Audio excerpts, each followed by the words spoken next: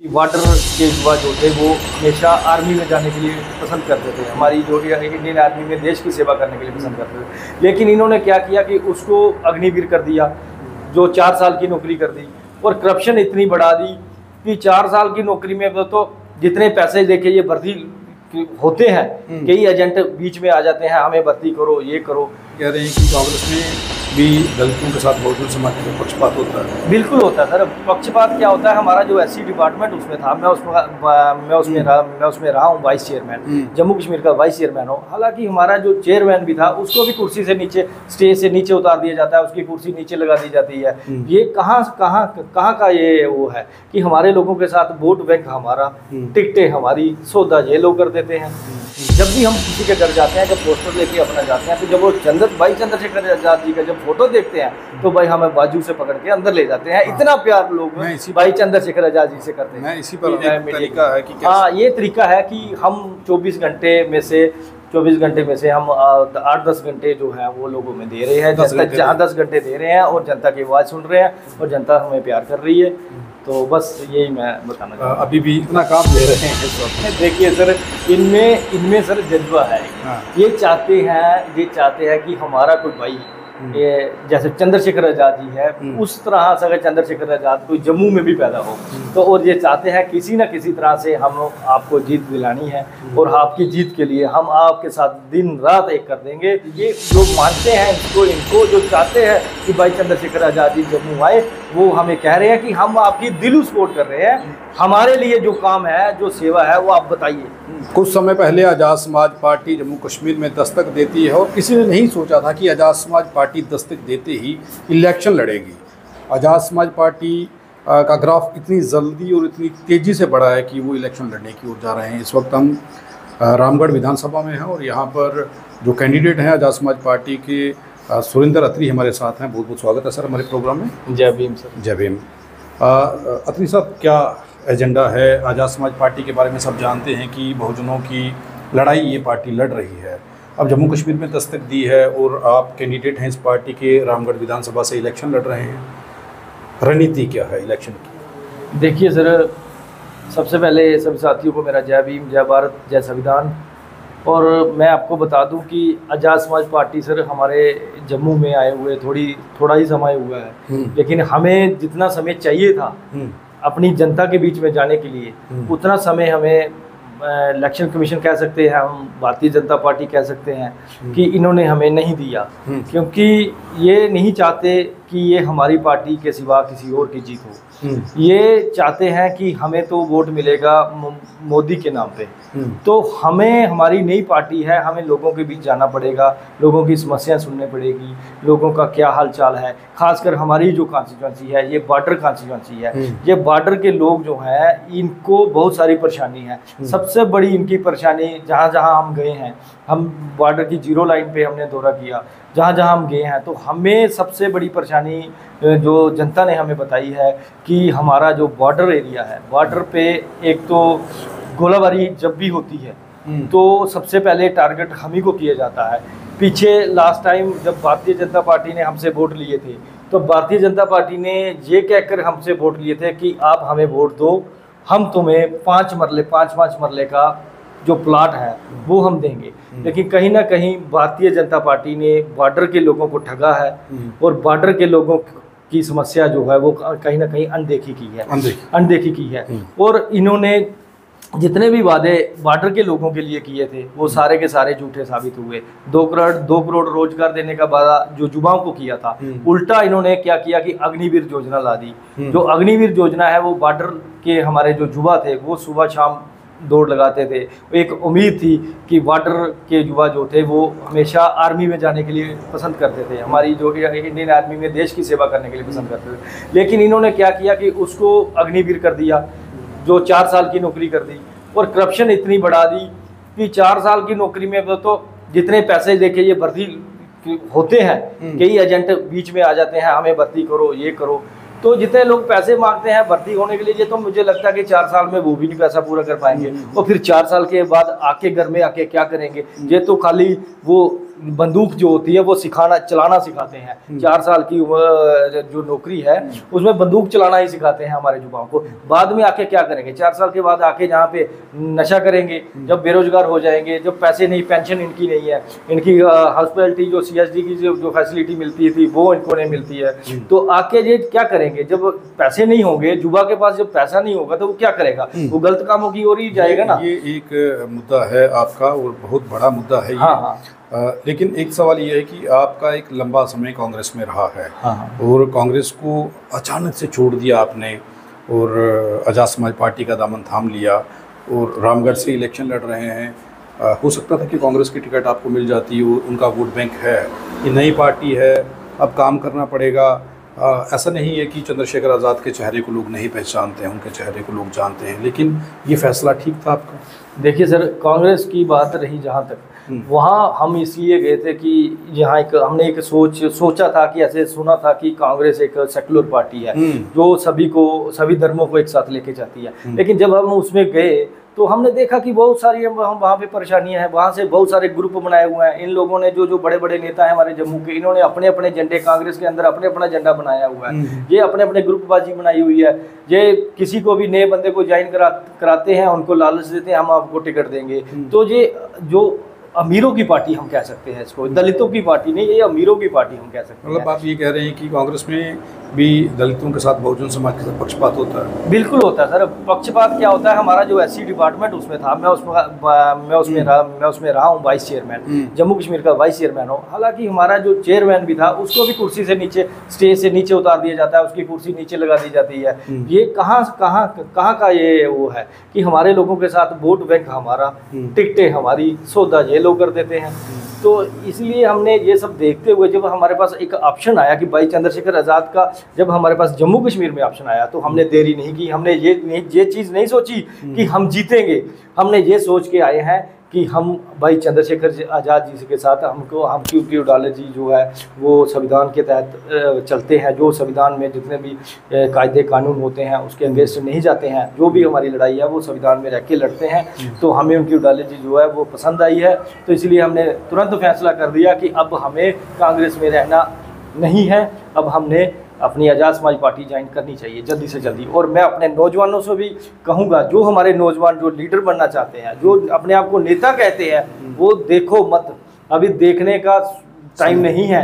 अभी अगर आप नेता बनना चाहते हो या समाज की सेवा करना चाहते हो, अम्बेडकरवादी बनना चाहते हो, तो अम्बेडकरवादी इसी पार्टी में रहकर बन सकते हैं। ये अच्छा, एक चीज़ ये है, चंद्रशेखर आज़ाद से बात हुई है जब से वो सांसद जीते हैं नगीना से, उसके बाद आपने पार्टी ज्वाइन की है, उनसे टेलीफोनिकली बात हुई है, राजनीति को लेकर के कुछ चर्चा हुई है आपकी? देखिए सर, मैं तो अभी नया आया हूँ पार्टी में, तो पार्टी का कुछ प्रोटोकॉल होता है। तो मैं एज ए इंचार्ज हूँ, रामगढ़ कॉन्स्टिट्यूंसी का मुझे इन्होंने इंचार्ज बनाया है।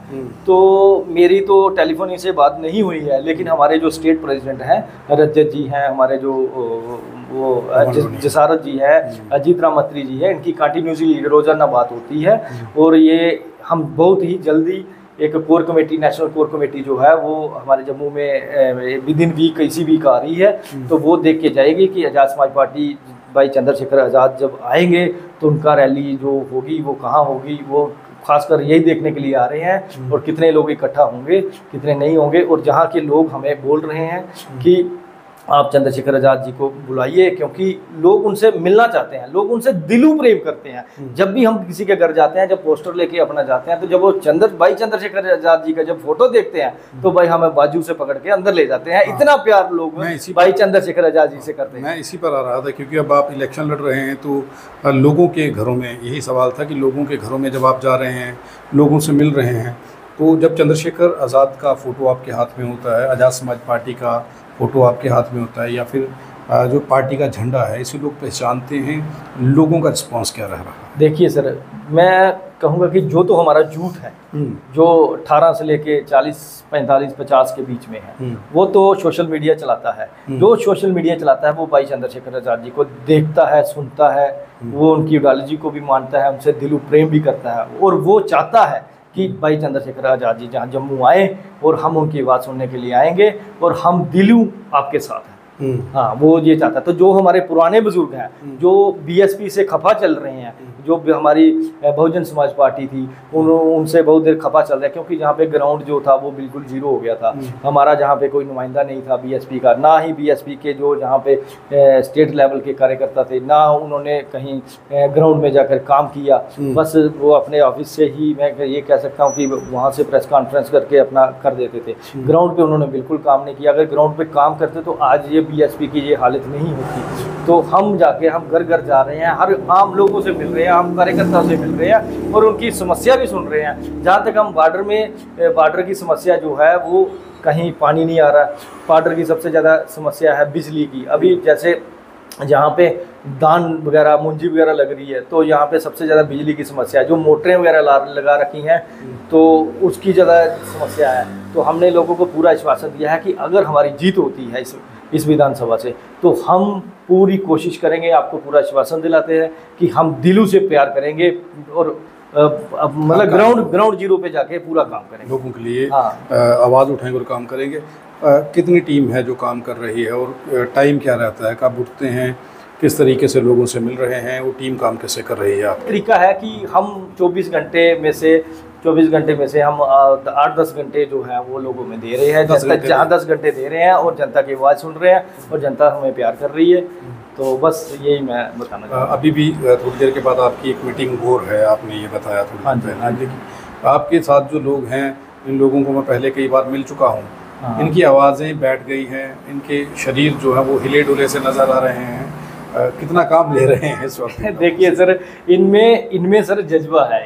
ये चाहते हैं कि हमारा कोई भाई, ये जैसे चंद्रशेखर आज़ाद जी है, उस तरह से अगर चंद्रशेखर आज़ाद कोई जम्मू में भी पैदा हो तो, और ये चाहते हैं किसी न किसी तरह से हम आपको जीत दिलानी है और आपकी जीत के लिए हम आपके साथ दिन रात एक कर देंगे।